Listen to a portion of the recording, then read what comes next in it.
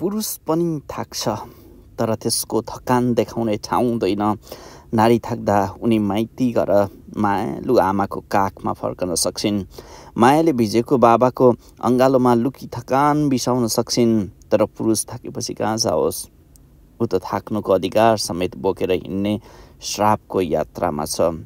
ऊ बाबु हो, रुन्छ भने कमजोर भनिन्छ। ऊ छोरो हो, थकान देखायो भने लाज भनिन्छ। ऊ पति हो, पसिना नझराएसम्म उसको प्रेम देखिँदैन।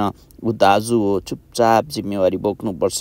ऊ श्रमिक हो, रोजगारी गुमायो भने उसको अस्तित्व नै मेटिन्छ। पुरुषको थकान देख्ने आँखा समाजसँग छैन, किनकि उसले आफूलाई शक्तिशाली साबित गर्नुपर्ने दबाब छ र उसले कहिल्यै म थाकेँ भन्न पाउँदैन।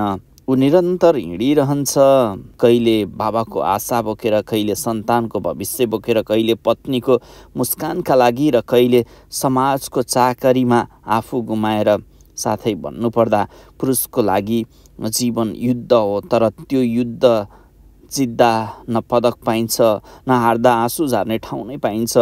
ऊ बस चुपचाप बाँचिरहन्छ, कसैका लागि हिरो भएर, तर भित्रभित्रै ऊ आफैलाई बिर्सँदै जान्छ। यदि तपाईँको जीवनमा पनि यस्ता पुरुष, बुवा, पति, दाजु, छोरा, साथी कहिलेकाहीँ उनीहरूलाई पनि सोध्नुहोस्, तिमी ठिक छौ? थाक्यौ त?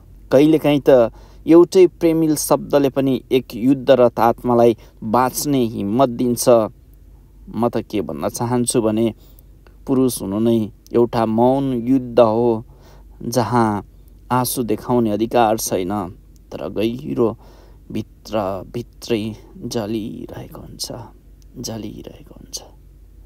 Thank you so much.